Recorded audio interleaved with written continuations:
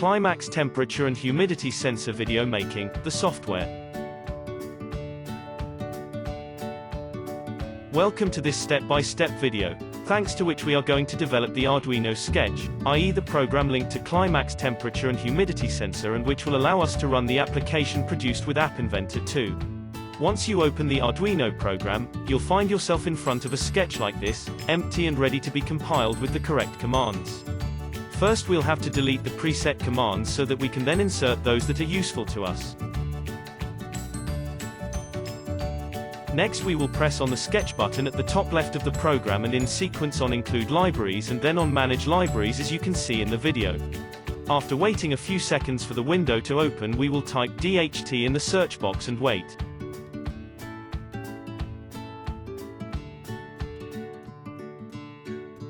We will click on Install on the two library packages highlighted in the video, and once installed we can see the term installed.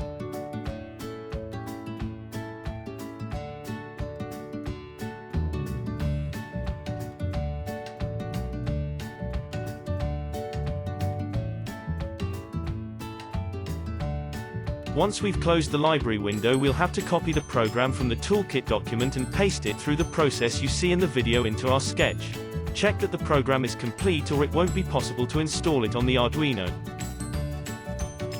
Starting with the other one, the program tells us how our sensor will work.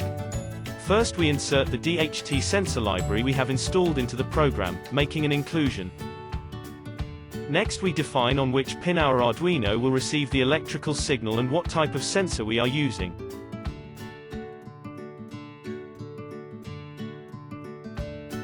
We then create the variable that we're going to refer to, that is, we give the sensor a name, which it will be called throughout the program and which we'll refer to in each command. We create the first part of the program called Setup, in which we will start the serial monitor and the sensor. It is essential that these two parts are there, otherwise we would not be able to see the data on the smart device and the DHT22 sensor would not activate.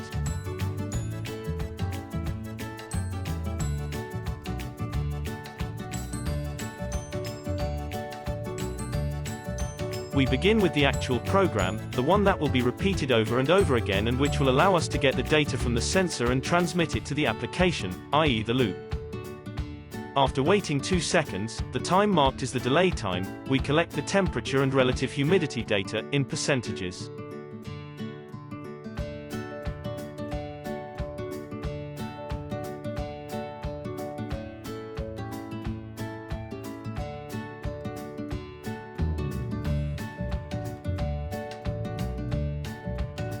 With the command that you observe in the video, we set our climax temperature and humidity sensor so that if the data is not collected, it tells us that it has failed to communicate with the DHT22 sensor, and we prompt it to restart and make another attempt until communication is established.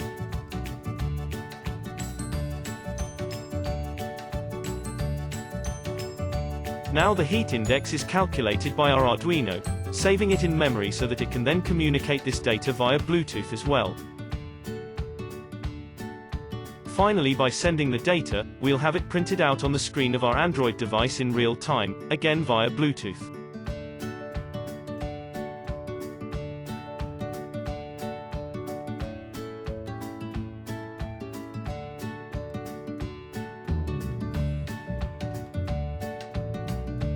By clicking on the button at the top left, as you can see from the video, we check that the syntax of our program is correct and that there are no errors.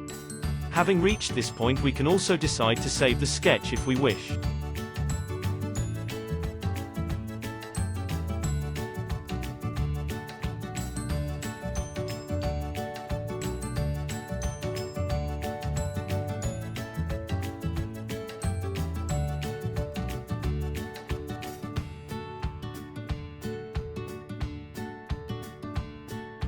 Once the compilation has been successfully completed, we'll know this if white writing appears in the black strip underneath our program. We can upload the sketch to the Arduino Uno, remembering that only one program can be uploaded to the microcontroller at a time, and that if there is one already present, we'll delete it. In order to load it, we will first have to check the output port for the USB connection on our computer, by clicking on Tools, then on Port, and finally selecting the one to which the Arduino Uno is connected.